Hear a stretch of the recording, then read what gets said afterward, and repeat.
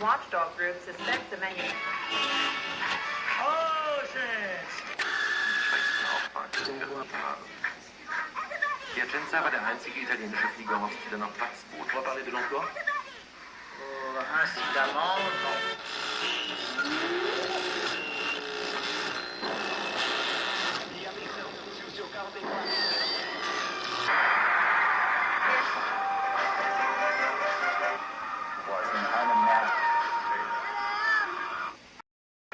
Diviértanse todos. Salvo a las 19, solo en...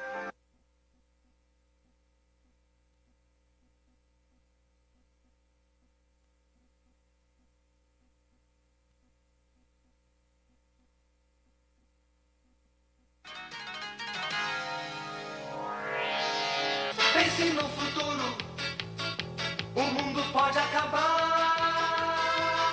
Não viva inseguro, com medo da hora H, pois afinal chegou O primeiro! abrigo nuclear. Então, o olhar ficou, a ideia da produtora era fazer televisão. A gente ficou fazendo televisão durante 10 anos, na verdade, durante os últimos 2 anos, fizemos mais publicidade. E aí o fato é que com o programa de televisão, a produtora não se viabilizou. A gente começou, era um grupo de pessoas solteiras, na televisão e tal. Depois de 9 anos, todo mundo casado com filho, precisava ganhar dinheiro e tal. Começamos a fazer publicidade, que é uma atividade mais rentável e, enfim, não conseguimos manter um padrão fazendo televisão. Muitos anos de programação no ar a gente conseguiu colocar, mas o que a gente ganhava dava para pagar a gasolina, enfim, a vida de todo mundo, por enquanto era barata a vida de todo mundo. Mas não conseguimos crescer, não conseguimos renovar equipamento. No Brasil é dificílimo. Por um motivo simples, assim, a principal televisão, que é a TV Globo, não compra produção independente, ela produz.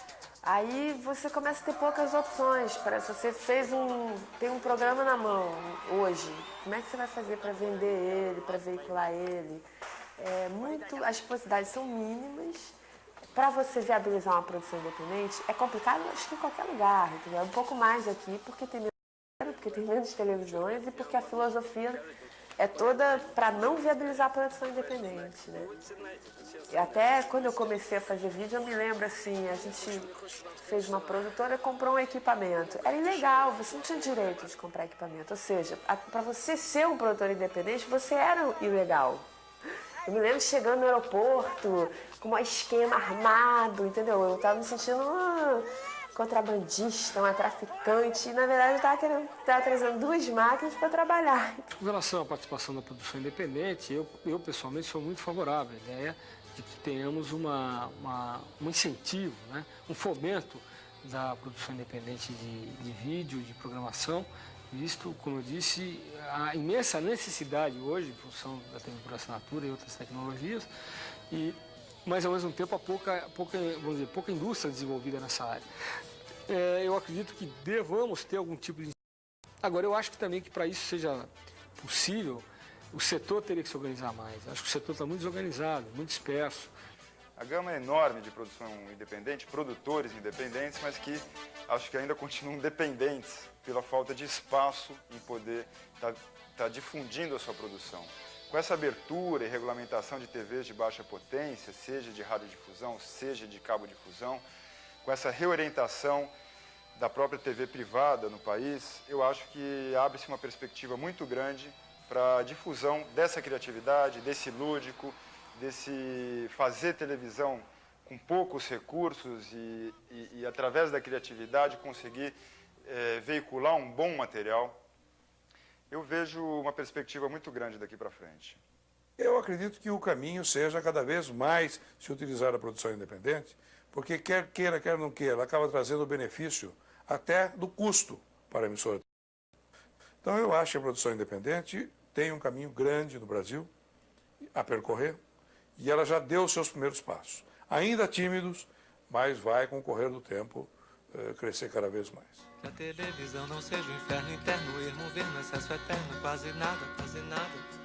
Que a televisão não seja sempre vista como a montra condenada, fenestra sinistra, mas tomar... É um grande negócio essa questão do TV a cabo.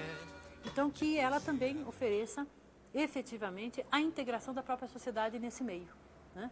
E também são muitos os canais, quer dizer, hoje é possível operar cerca de 60 canais, mas logo, logo a tecnologia possibilitará 350, 500 canais. Então isso significa que nós vamos ter uma enxurrada de produção externa, mas que também há um potencial muito grande de produção interna do país e do país também para fora.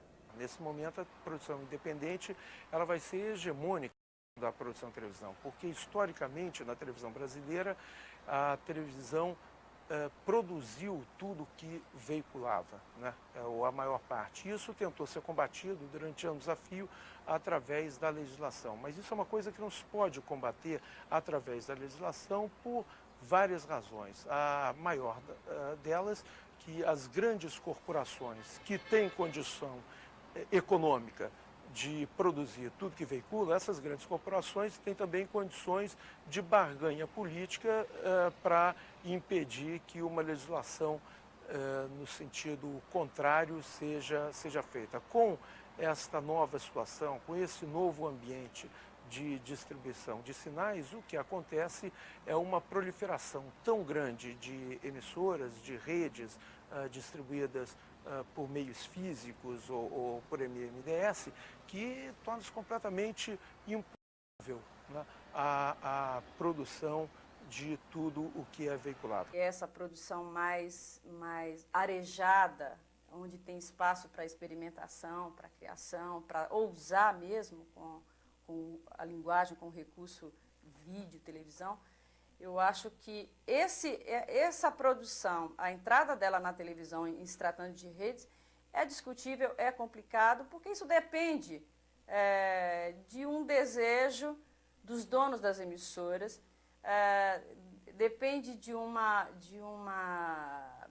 Nem acho que é uma questão de mercado, não é o mercado que determina se quem vai ver isso ou quem não vai ver, se o telespectador gosta disso ou não, porque a televisão, aqui funciona o contrário, a televisão impõe o que o telespectador tem que gostar ou não. O telespectador não tem nenhuma a resposta que ele dá é a resposta que o dono da emissora quer ouvir. Esse é um programa viável para a televisão, ele deve ter no máximo 40 horas de edição, e o programa que eu fiz, por exemplo, o Neto do Amaral, ele tinha 100, 120 horas de edição. Então essa é a primeira dificuldade. A segunda são questões de público mesmo, para quem você está direcionando o programa, aí já vai direto no tema do programa, no assunto do programa e no que eles falam target, né? O que é, para qual público que é e se está realmente dentro do target da emissora. Então se é uma emissora uma grande audiência, provavelmente você tem que fazer uma coisa mais direcionada, uma direção muito grande do próprio canal de televisão em cima do que você está fazendo. Ou seja, mais ou menos uma autocensura. Eu acho que nós temos que discutir mais a questão educacional, como usar a televisão para melhorar rapidamente o nível educacional do nosso povo, da nossa população, diante da velocidade que adquire hoje a tecnologia no Brasil e no mundo, e que a nossa mão de obra está muito despreparada, está muito aquém daquilo que é necessário para enfrentar esse novo momento. Hoje a TV Jornal de Limeira tem 4 equipes trabalhando para dar cobertura aos 2 programas diários. Eu confesso que não é fácil fazer isso, porque demanda uma dificuldade muito grande e nós temos que correr bastante para poder dar essa cobertura e cobrir o espaço que nos propomos a fazer diariamente. Nós mantemos essa estrutura com um pouco de dificuldade, sim, uma vez que os comerciais não estão plenamente liberados. Em relação a essas chamadas emissoras que retransmitem a TV, elas não são emissoras. Nem emissoras, nem de televisão, nem as chamadas emissoras comunitárias. Elas são retransmissoras de programação da TV educativa do Rio de Janeiro. Assim como a Bandeirantes tem retransmissora em Americana, assim como a TV Globo tem retransmissora em Amapá, em Amparo, assim também a TV Educativa, querendo ampliar a sua rede, autorizou cerca de 600 ou 500 entidades a retransmitirem a sua programação. De repente, essas emissoras, não mais de repente, resolvem, ou melhor, essas retransmissoras resolvem ser emissoras de televisão. Aí querem gerar no local, e aí conseguem uma portaria do Ministério permitindo que façam alguns programas locais. Querem vender programação comercial, ou intervalos comerciais, querem, enfim, querem virar uma emissora de televisão. Então, mais uma vez, sem edital, sem concorrência, sem o que quer que seja do ponto de vista legal, resolvem ser emissora de televisão. Quer fazer mais TVs comerciais, mais concorrência? Eu sou favorável. Acho que devemos ter mais canais, mais propostas, mais opções para o consumidor. Mas a TV educativa ela deve se propor a prestar um serviço educacional. Não é adquirida, a concessão foi adquirida sem fins lucrativos, né? Essa chamada globalização da informação, por um lado, ela tem um outro movimento que é a chamada identidade do indivíduo, a identidade da pessoa, a identidade cultural, etc. E quem faz essa identidade do indivíduo, a identidade do pessoal, geralmente sempre é o programador local, é o gerador da programação local. Então, essa cultura própria de cada região, eu acho que ela tem um meio muito rico de produção e que precisa ser feito. Ela é fundamental no processo educativo-cultural de um país. É óbvio que as grandes emissoras não perderão a sua liderança em determinados horários. Mas no horário de geração local, o povo da cidade, as pessoas têm uma ansiedade, têm um desejo muito forte por saber o que se passa na cidade. Trata-se de uma imposição legal, constitucional, há necessidade de se estabelecer por lei complementar quanto é que vai ser necessário para regionalizar. E eu acho que a gente vai ter que encontrar uma solução e colocar percentuais da programação adequados, talvez a cada região do país. Não é possível estabelecer um percentual para todo o Brasil e isso valer no interior de São Paulo e no interior do Piauí. Já que nós vivemos o momento da revolução da comunicação, que é, na verdade, a revolução da informação, né? Que é a revolução do terceiro milênio, eu acho que é essencial que se procure distribuir esses meios de comunicação na mão de muitas pessoas, para que a comunicação e a informação seja muito rica, múltipla e nunca um meio de comunicação concentrada num único poder, que pode ser também um poder econômico, pode ser um poder político, pode ser um poder ideológico, e eu acho que isso seria muito mal para o país. Um aspecto que é consenso é que você tem que diversificar a propriedade dos meios de comunicação cada vez mais, né? Evitar a monopolização, né? Concentração na mão de poucas que possam concentrar o poder de controlar os meios de comunicação. Agora, esse eu acho que é um aspecto básico. O outro aspecto é que a União ela precisa se organizar para poder fazer frente à parte de fiscalização das comunicações. E ela não tem estrutura, não tem recurso. E o que se paga hoje para a União em retorno às concessões é ridículo, é praticamente nada. A gente está entrando numa nova fase, assim, aquela fase da reclamação, da chateação. Puxa, eu faço vídeo e a televisão brasileira não me recebe, ninguém quer saber de produção independente. Isso acabou e agora é protegido por uma lei. Eu estou falando de, claro, a TV a cabo, que sempre foi, em qualquer lugar do mundo, a grande saída para as produções mais ousadas do ponto de vista formais, estéticos. A lei da cabo, eu acredito que já foi um avanço bastante significativo, uma vez que a gente conseguiu garantir, né, além dos setores privados e interesses públicos, privados, conseguimos garantir a inclusão de, para cada sistema de cabo, 6 canais comunitários. O que a gente precisa entender é que um canal comunitário ele tem um formato totalmente diferente, ele não está em busca do que no Brasil se convencionou chamar de padrão Globo de qualidade. São canais muito simples e o espectador, o que ele curte nesses canais é a vontade de ver a sua comunidade na televisão. Então, o telespectador não está buscando qualidade, ele não está buscando informação internacional, ele não está buscando grandes estrelas da televisão.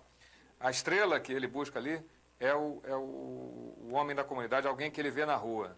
A lei do cabo demorou, mas veio. Ela, sem dúvida, abre perspectivas. Os 2 grandes grupos que já estavam trabalhando em televisão por assinatura no Brasil vão ter que jogar um jogo que tem regras agora, enquanto que antes a coisa estava toda meio devoluta, meio pioneira, o que não era bom para esses próprios, inclusive. Quanto à perspectiva de democratização, isso vai depender muito da sociedade civil, porque a lei não obriga em nenhum momento à produção, nem obriga as operadoras de cabo a disponibilizarem meios de produção, como é no caso dos Estados Unidos, por exemplo. E, por outro lado, a produção de televisão, embora tenha barateado enormemente com a miniaturização e tal, é um barato que não é tão barato que faça com que isso seja tão acessível. Houve uma negociação política, sem dúvida nenhuma. A lei é fruto disso, mas o mecanismo que se encontrou para fazer isso, eu acho que inaugura uma forma bastante democrática de se decidir as coisas nesse país, com uma ampla participação dos diversos segmentos. A lei é o fruto de um consenso e privilegiou a todos. A grande preocupação do movimento hoje não é apenas a conquista do direito à comunicação democrática. Esse é um ponto. Eu acredito que o maior desafio é o exercício desse direito, o como ocupar esses canais. Aí inclui as questões de atendimento a demandas sociais e, ao mesmo tempo, viabilidade financeira. Essa é a grande chave de discussão nesse exato momento, junto ao Fórum e junto até à adequação da lei, de maneira a viabilizar, pelo menos, economicamente, os canais comunitários de TV. Eu vejo que a diferença em relação ao Brasil é que nos Estados Unidos isso é uma coisa regulamentada. E também é uma história de mais de 20 anos, né? Desde 72 que existe uma regulamentação, e antes da regulamentação já existia a história. Dentro desse conceito do acesso público, a TV, a companhia que explora a TV a cabo naquela região, ela é obrigada a financiar essa experiência de acesso público. A comunidade não coloca uma grana na TV na TV de acesso público. Todo o dinheiro que vem para manutenção de equipamento, para transmissão dos programas, para a geração dos programas, vem da empresa que explora a TV a cabo. A produção independente ela está presente na televisão em outras partes do mundo, em especial na televisão americana, através de vários mecanismos completamente diferentes, né?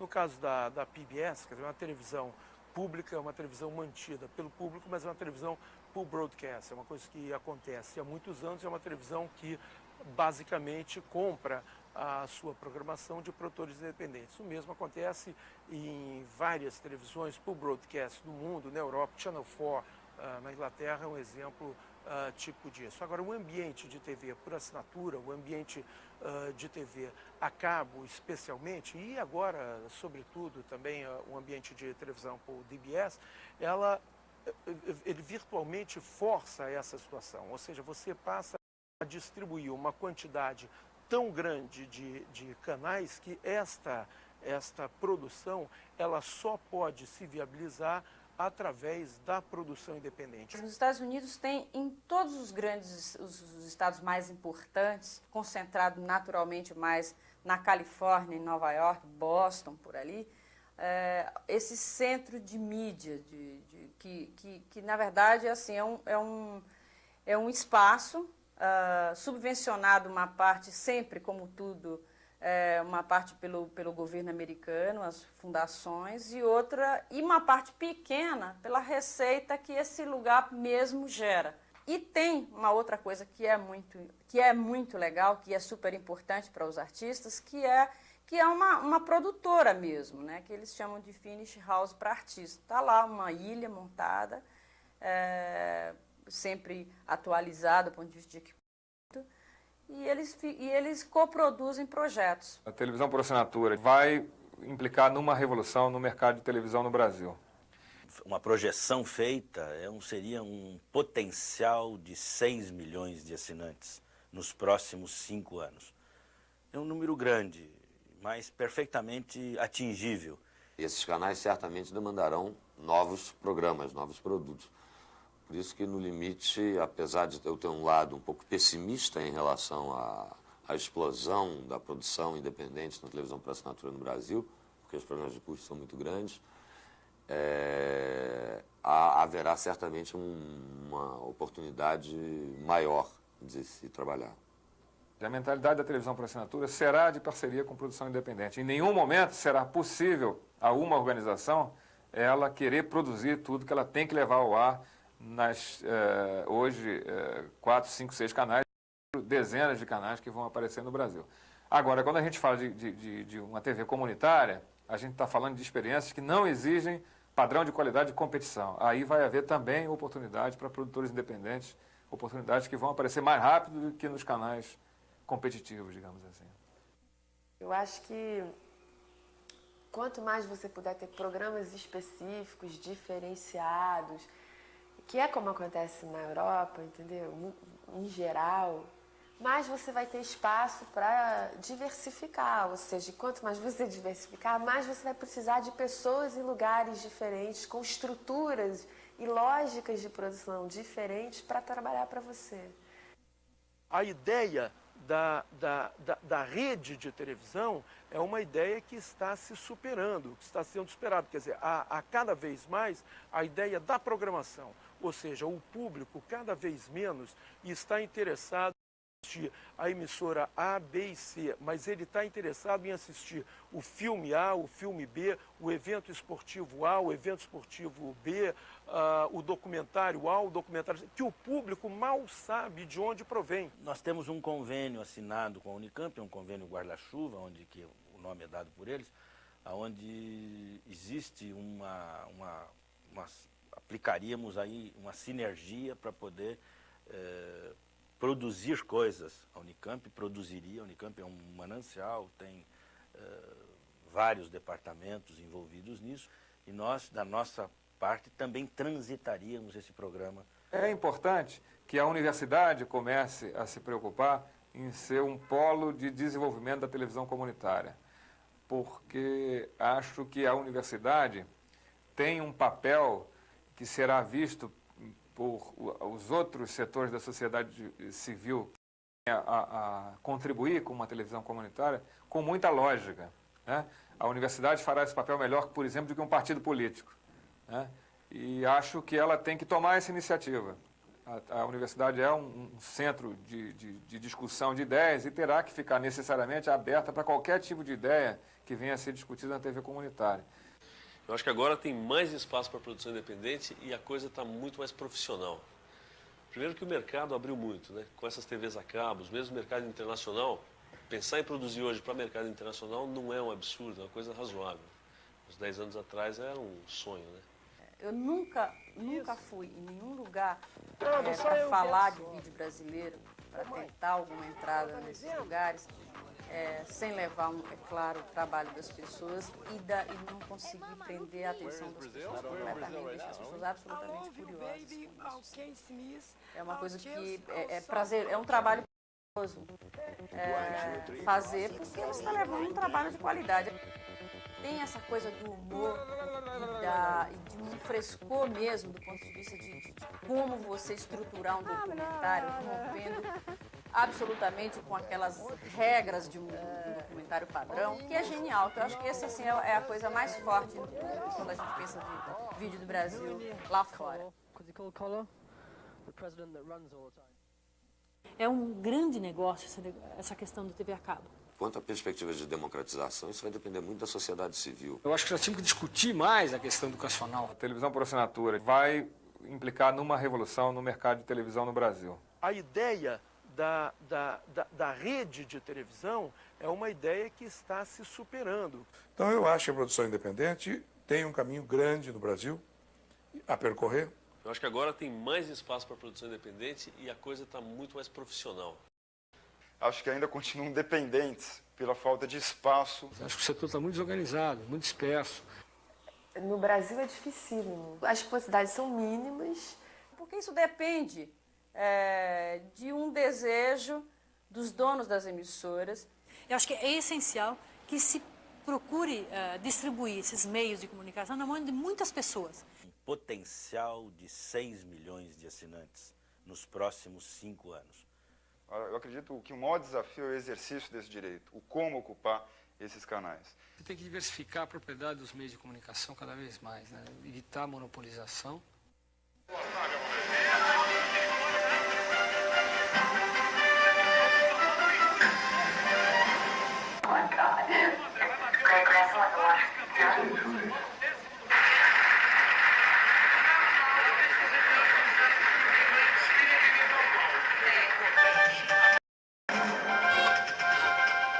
Watchdog groups assess the menu.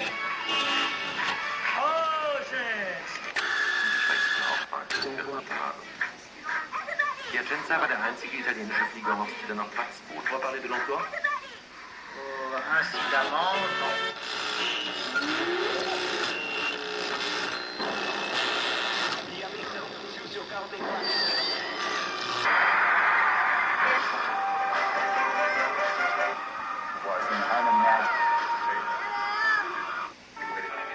Divirtam-se todos.